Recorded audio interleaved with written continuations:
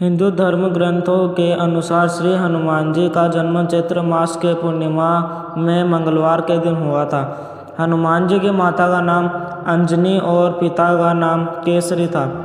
हनुमान जी को संकटमोचन और पवन पुत्र के नाम से भी पुकारा जाता है। भगवान श्री राम की पूजा आराधना करने से हनुमान जी प्रसन्न होते हैं। वह भगवान श्री राम के भक्तों की हर पीड़ा को दूर करते हैं। ऐसी मान्यता है कि जिस घर में भगवान श्री हनुमान की पूजा आराधना रोज होती है, उस घर में कोई भी नकारात्मक शक्तियों का वास नहीं होता है।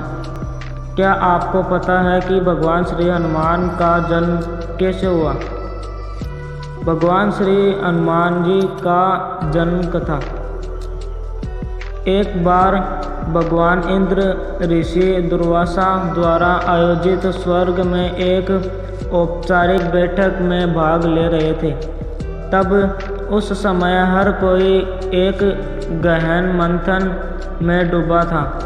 पुंजिकस्थली नाम की एक अप्सरा अनजाने में उस बैठक में विघ्न पैदा कर रही थी। तभी ऋषि दुर्वासा ने उसे ऐसा नहीं करने को कहा।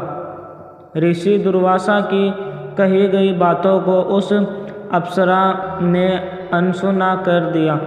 यह देखकर वो नाराज हो गए। तब ऋषि दुर्वासा ने उसे श्राप देते हुए कहा कि तुमने एक बंदर की तरह काम किया है, इसलिए तुम उसी प्रकार एक बंदरिया बन जाओ। ऋषि दुर्वासा के श्राप की बात सुनकर अप्सरा को अपनी गलती का एहसास हुआ और वो उनसे रोते हुए क्षमा मांगने लगी। अप्सरा ने ऋषि दुर्वासा से कहा कि हे ऋषि, मुझे क्षमा कर दे। मैं आपको परेशान करने के लिए यह काम नहीं कर रही थी। मुझे इस बात का तनिक भी अंदाज़ा नहीं था कि मेरी ऐसी मूर्खता का मुझे ऐसा परिणाम मिलेगा।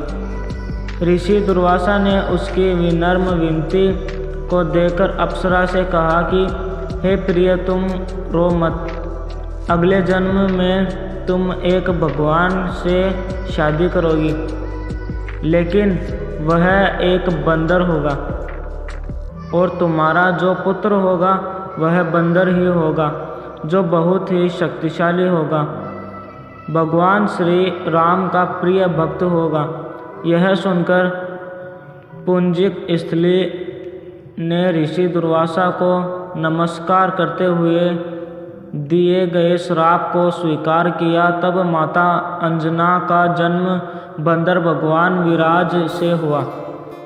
जब माता अंजना विवाह योग्य हो गई, तब उनकी शादी बंदर भगवान केसरी से हुई थी।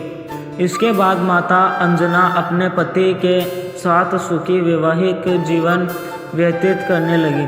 अंजना और केसरी एक शांतिपूर्ण जीवन जी रहे थे। एक दिन शंखबल नामक जंगली हाथी ने अपना नियंत्रण खो दिया और हंगामा खड़ा कर दिया। कई लोगों की इस हंगामे में जान चली गई।